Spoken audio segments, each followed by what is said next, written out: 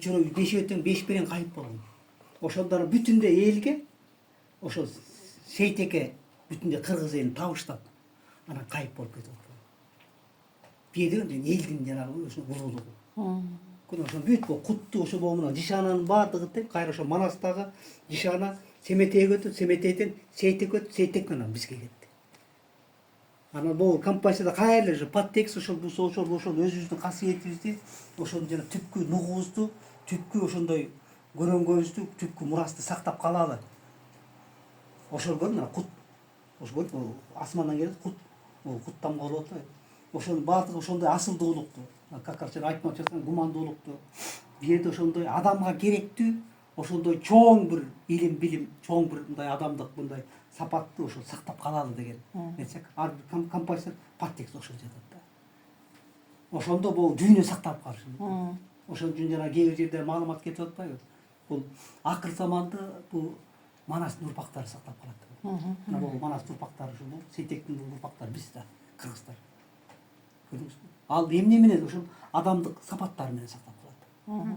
Көрдүңүзбү? Ошол адам жөнөкөй ой, мына оймо болуп атпайбы? Адамдын ошол адамдын ою таза болуш керек.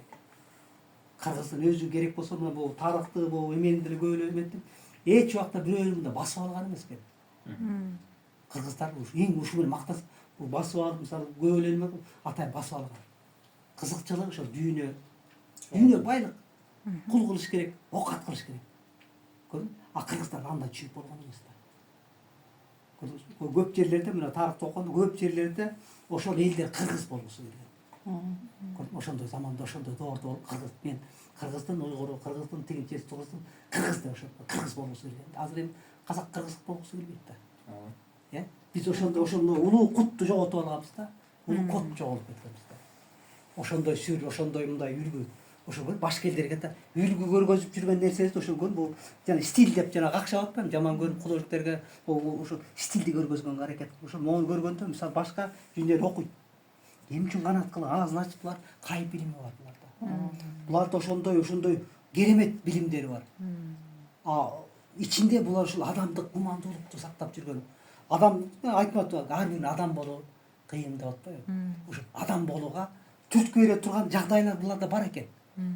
Деген нерсе көрүп ар бир штирикти атайын деталь иштеп чыгат. Бир точка көрүп эмен бар.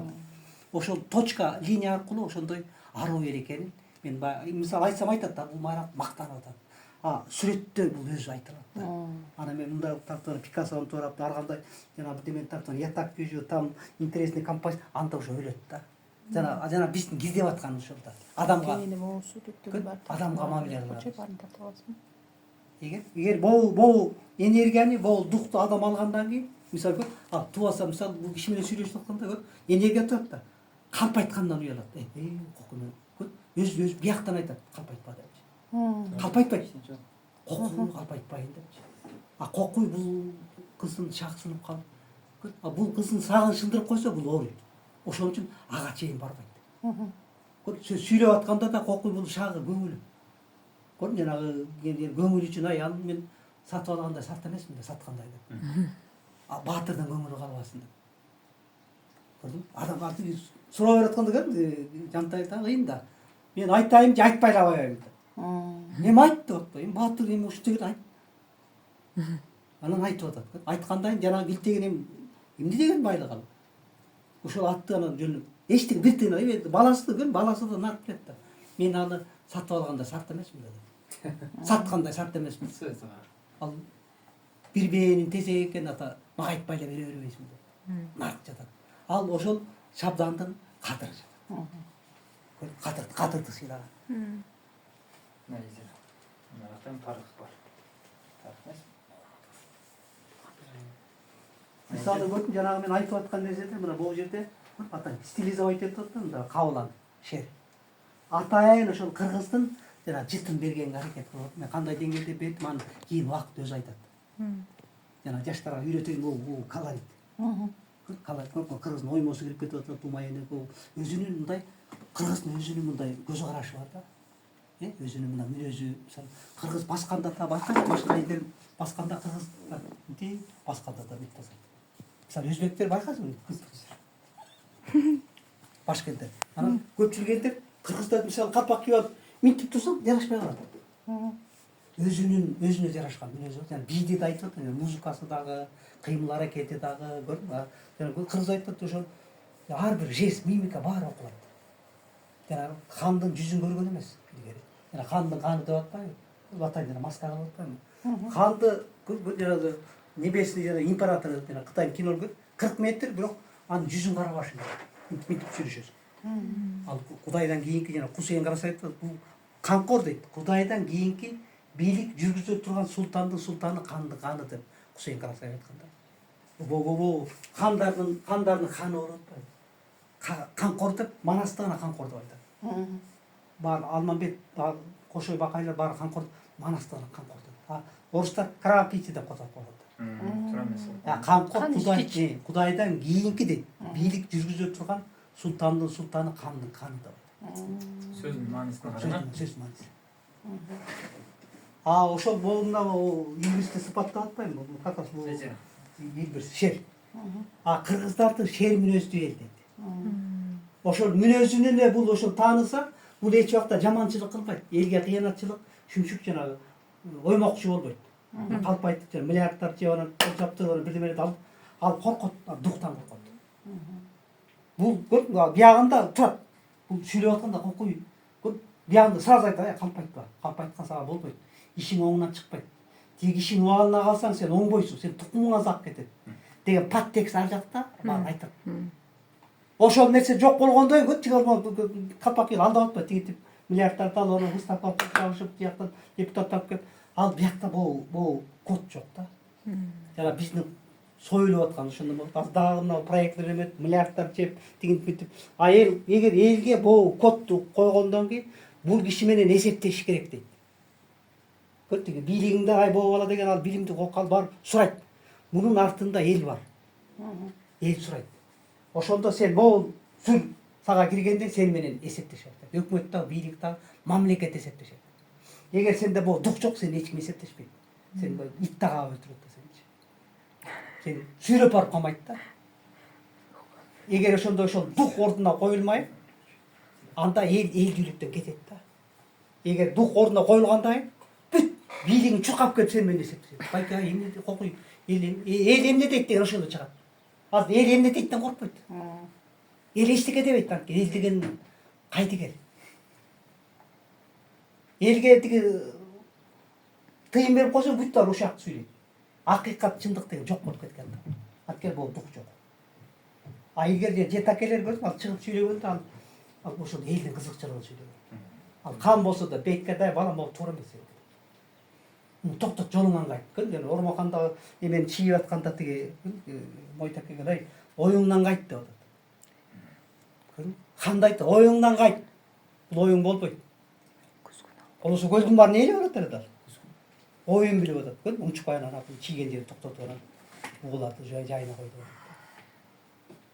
Көрдүңбү? Кыргыз ал наркка баш ийген. Ал хан болсоң дагы ошо көк мөймени карасаң да жанагы ким Чыныбек дагы кийин жанагы ич күйдүрүк кылып анан бугуларды нарынга көчүрө баштаган да. Ошондо жанагы бугулардын аксакалы укпай коет да. Ошондо жанагы кеме Карашаке бул өзү калмак болот. Ошого барып айтат, ай тиги жүзү курусун. Тиги укпай койду мени дейт. Анан ошондо ал келип калмак ал эмне ал элдин ошо адамдын ошо касиетине кирип келгенде тиги эмеге отурганда чынып айтам, дай аксакал төргө отурбайм дейт. Мен малайдан өйдө өтпөйм дейт. Сразу ай сиз таарындан турасыз, ой мен таарындым дейт.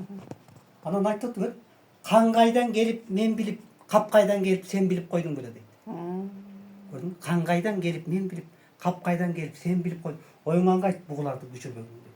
Болду, бирле сөздү таап айткан. Ал адамдын ал калмак, ал адамдын касиетине баш ийип атат. Ал өзүн айтат, кан кайдан келип мен билип дейт. Кап кайдан келип сен билип калдың беле дейт. Мен малай тиги бугуларды аксаган, андан өйдө өтпөйм деп атат. Көрдүңбү? Сыйлаган. Оюңан кайт деп. Азыркы миллиард алып койсоң оюңан кайтпак, ал камайт да сен. Сен кимсиң деп. Кыргыздын өзүнүн ошондой бул салттуу мыйзамдары бар да. ошого баш ийген. Ошон үчүн кан бийлигинен нарк күчтүү деп атпайбы? Ал эл нарк менен жашаган да. Мисалы мен ал бул киши туура эмес болуп калса, мен барып наркка баш ийип барып, бул бала деген туура айтып атат. Сен туура эмес кылдың десем, ал экөөбүз кошуп туркамайт да азырчы. Туура? Анан силерге баш кийинте албайсың. Бул экөө деген желме болсун, ушундай эл бузар деп коет, бүттү, сен ишенесиң. Сен сабатсызсың да. Анткени биз экөөбүз көргөзгөн жокпуз да. Жана Байманаптан жана бийлер келип жанагы четимди чыгарганда ар бир оорунун бийлери келген.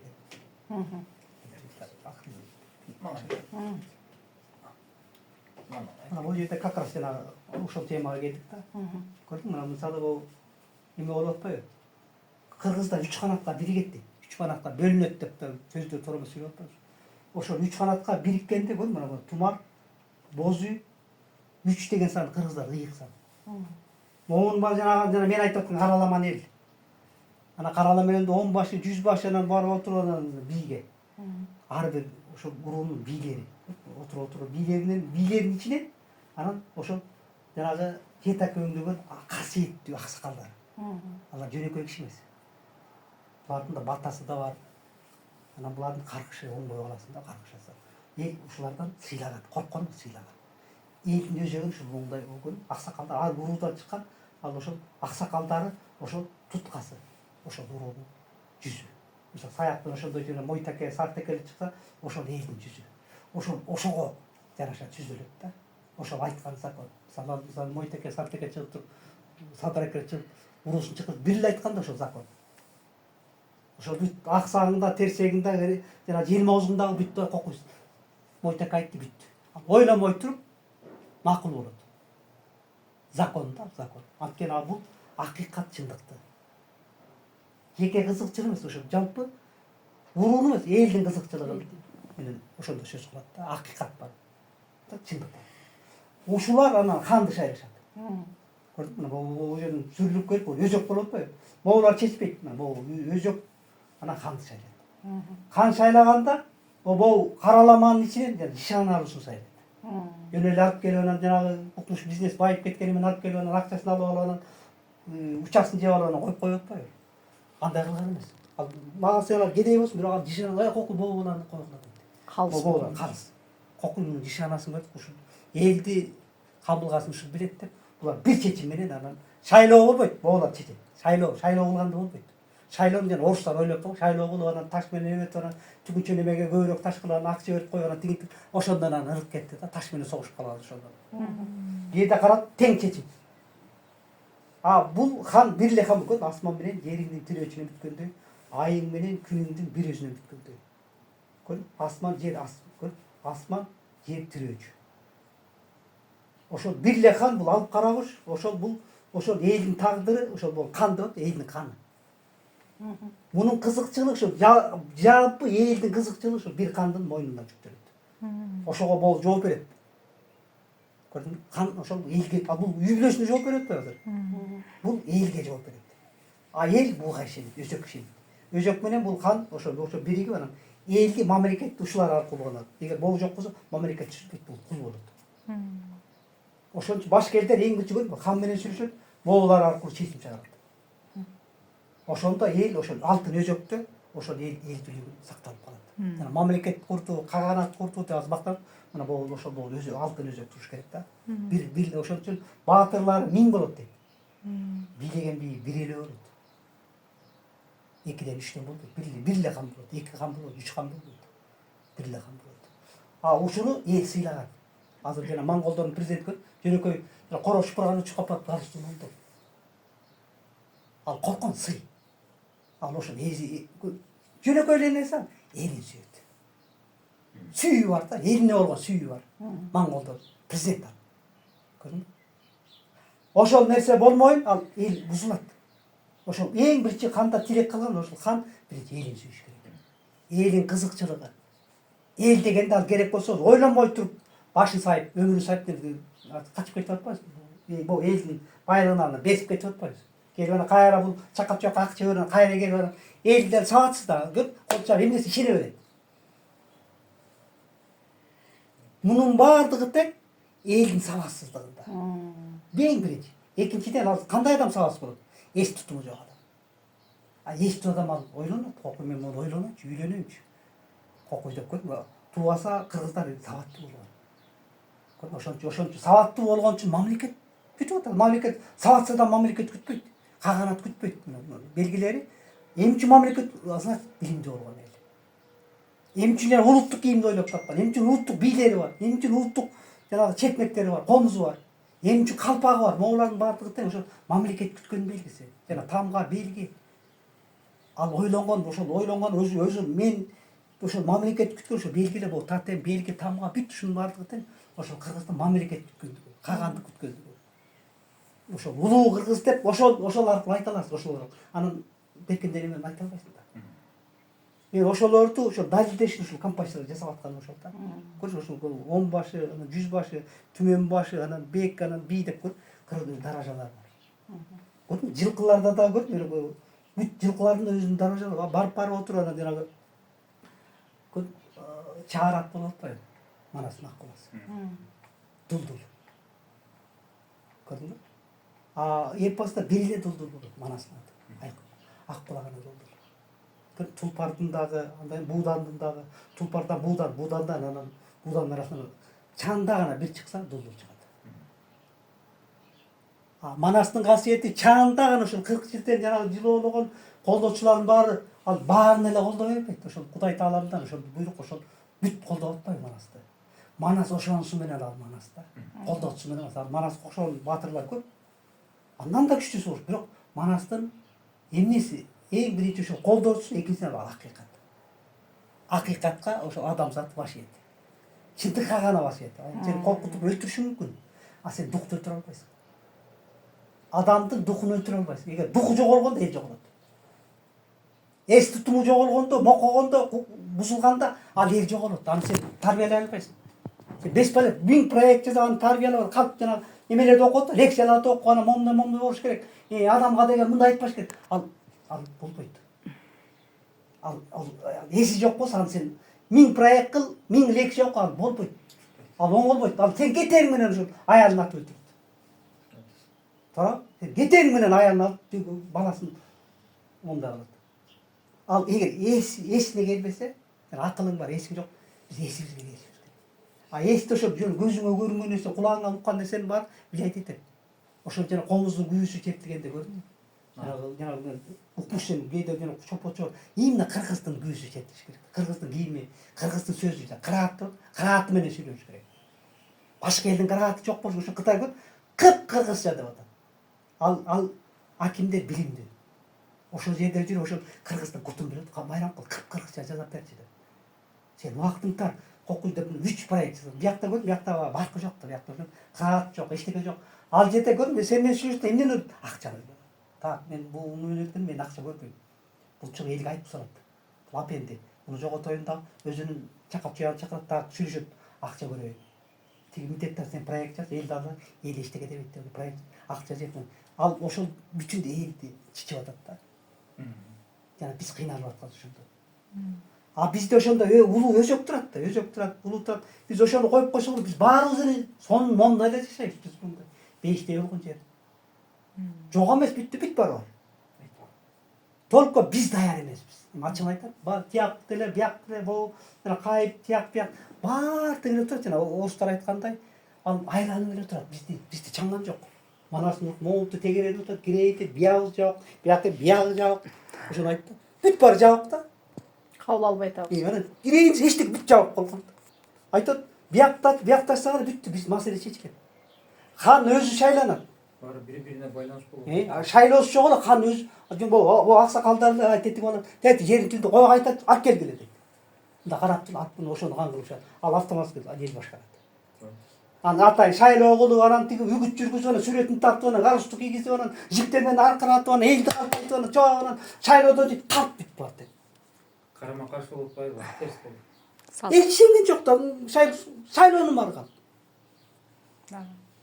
Илгери ошо шайланган Ормонханды деле кандай шайлаган. Анан карала менен шайлаган, могу эл башчылары келип ошолор шайлаган.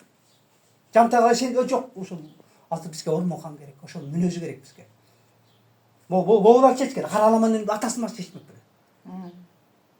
Жөнөкөй айтат, ал караламан жүрөт да, ал чечпейт, ана боолар чечет. Булар билет да. Булар ойлонуп жүрген ел. Буларды анан ормон каны шайлап койду. Азпак ушундай кылалы депчи. Ошон үчүн биз бооларды ордуна коюш керек. Ошондо анан кан шайланат. Ошондо эл ошондо өзүнүн нугунда сакталып жүрөт. Биз чуркатпайбызбы? Ошону сезип атканда Жанагы чокту бүркүттүн канатын сайган экен да. Анан калпак биринчи жолу улус атасына кийип, улустун улуу күнү деп Кытайда дагы айтылат. Азыр да айтылат. Ошондо биринчи жолу калпак кийгизип, кыргыз деген ал наам экен. Кыргыз деген наам берилген. Ошондо үч канатты бириктирип, калпак кийип анан такка отурган экен. Ошондо мамлекет күткөн улус атабыз. Улустун улуу күнү деп ушуга чейин Кытайда биз Ноорус деп улустун улуу күнү деп атат. Анан ошондо сураганда ошол Санжираны айтып берди да. А Санжирада сенин ошол ким экениңди ошол көрдүңбү эскертип атат сага. Сен мондай элдин тукумусуң, сен кан тукумусуң. Көрдүң ал сен кан тукумусуң дегенде сен жаманчылык кылба, арамдык кылба, жаман ойлобо, бирөөгө кыянатчылык кылба, сага болбойт деген нерсени ал паттек айтпай эле сен кан тукумусуң дегенде сен өзүң кокуй дейсиң. Бирөөгө сүйлөп атканда да сен өзүң контролдой баштайсың. Кокуй мен болбойт. Мен азыр тияк качып боо деген аферист экен, жаман немен айтып атат. Сен өзүң алдынан өзүң контролдойсуң. Шүңшүңдөп тиги калпайтып кеткен эме, шүңшүңдөгөн эме деген. Ал сөз өлүм менен барабар. Көрдүңбү? Сен бир эле сөз менен сен ушундай улуу элдин тукуму менен дегенде сен өзүң түшүнөсүң. Сен калпайтпашың керек. Жүзү каралык кылба. Өлүп барасаң да чындыкты айтышың керек. Кошоматчы кылба, коркок болбо деген нерсе ар жакта бул текст айтылат. Жанагы символикага маани берет. Ошол жерде бул өзү сага бул айтат сага. Сен монтпе, сага жарашпайт. Жүзү каралык кылба деген нерсенин баары биякта жатат, өзү эле айтат. Жаман ойлобо деген нерсени айтат керек болсо. азыр жетишпей аткан нерсе ошол биз. Көрдүңбү? А биз азыр мына сүйлөгөн сөзүбүз менен башка, проект башка, жасаган нерсебиз башка болуп атат. Бүт калп. Калп болгон жерде, жасалмалык болгон жерде, анда жана биринчи оймокчу айтты да Кытайга. Оймокчу аферист деген экен. Оймокчуңар эмне деп? Мен оймок ойногон жок. Оймокчулар көбөйдү деп да. Билеткенде биз эмне болуп оймокчу экен. Анткени бүт немени мен айтпайм. Мен уялдым. Менин туугандарым бар, бир топ укмуш оймокчу болуп, бүт баарын алдап, бир топ кыздардын баарын алдап, бозутуп, акчаларын алып, товарларын алып, укмуш мен фокмаларын айткан жүрөгүм чыгып калбады. Анан Майрам Коосы кыргызстандык кыргыздар оймокчусуңар деп айтты да. Анан бул бийликте тияктан укмуш айтканда жүрөгүм чыгып калды. Мен уялдым. Көрдүңбү? Ошондой неме болуп кеткен, ошол атмосфера ошол элди бузуп койгон. Неме айтты. Ошону оңдош үчүн только эң эсине келтириш керек. Аны лекция менен, ал проект менен ал оңой албайсың, ал оңолбойт. Сен бирин өзүңдү жалган заявление жазып өзүң каматып ийет. Чөнтөгүңө бир неме салып туруп анан камалып кетесиң. Көрдүңүзбү? Анан ошон үчүн биз бул Санжира, бул тарыхтарда ошол биздин кандай жанагы элдердин ошол немелеринин баары жазылган экен да, ошол мүнөздөрү, жанагындай чоң жыйын болгондо жанагындай жанагы акыркы немелер өтөтөн жанагы соодагерлер келип мына бий жасалма бий болуп соода кыла баштаган да.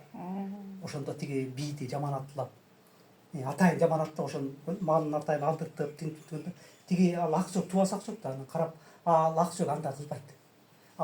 Ал айттырбай эле билген да, ал андай кылбайт. Бул соодадан келип жасалма деп жасалып келген да.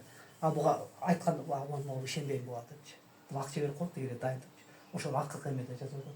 Ошол период кетип бараткан жана бир чоң бир көчкө сактанып жазган экен да. Ошол көчмөндөр кагылышат. Жок бир эмеде ошол жанагы соодагерлер анан жасалма бий болуп келип, ал бий ошол неме үчүн өзүнүн кызыкчылыгы үчүн тиги бийди жаманаттап, бирөөнү уурдатып. Көрдүң? Анан келип аны каралап атат да, бул ушундай жылкы уурдаган, ошо атайынан жасалган эме да. Тиги тубаса акчок ал отурган. Тигини карап туруп, аны карабай туруп эле ал андайга барбайт депчи, арба болуп кетет. Тигинин жүзү кара экенин билген да. Элди караламан ишенип, чын эле жүзү кара. Тиги кырк кеткен, актанган эмес тиги. Келди дагы. Анан өзүң чеч дегенде атканын кеткен, анын артына барып айтып атты. Мен билем дейт, сен түбүнөн чынжырлуу камапсыңар да. Ал манап акча эч убакта андайга барбайт. Анан тигини соодагер аны чакырып айтат, көзү миткендер билет да. Сен жазаланасың дейт. Аны ал жасаган да. Сөз менен айтканда конституция экен да, бузган гана немеси. Ал анткени анын чынжырлуу манабына ишенет. Документи жок, диплом, агыш дипломдор жок.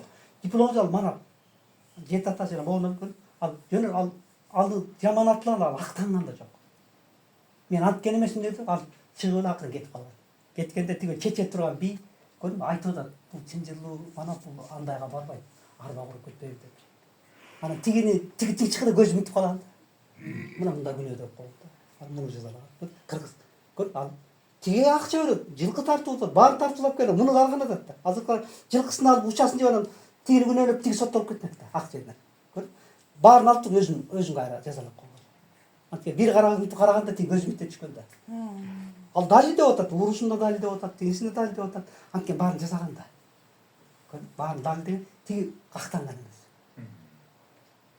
ошону таң калып кыргыз ал наркка каршы ал көр анын ошол адамдыгына каршы экен ал андай кылбайт ишенген ал арбак кылат да кантип ошондой болбош тиги укмуш дали деп атат укмуш сүйлөп азыркы жанагы биздин бийликтеги могут укмуш дали деп азыркы соттолуп кетпек далили бар тигинин көзүн караганда эле мынтип түшкөндөй бул өзүмдө күнөө экен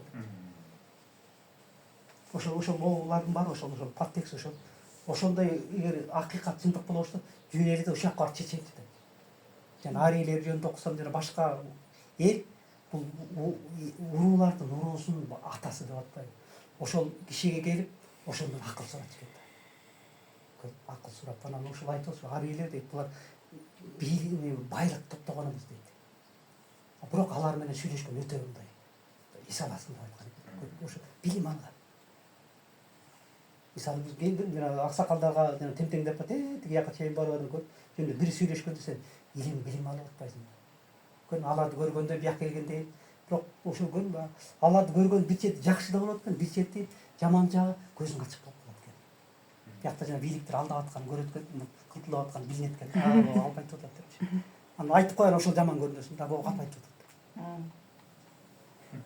тиги мисалы мында жанагы акыркылар айтсам алар эч жакта калп айтпайт анткени ал тияк карап турат да арбак айта албайт ал айтпайт айтып калса ал өлүмдөн да жаман да айтпайт ал көрдүңбү ошол менен ал ошол жарыгы чачырап аны көргөндө ал дагы антпайт кыянатчылыкка барбайт көрдүңбү ошо аял заты дагы эркек заты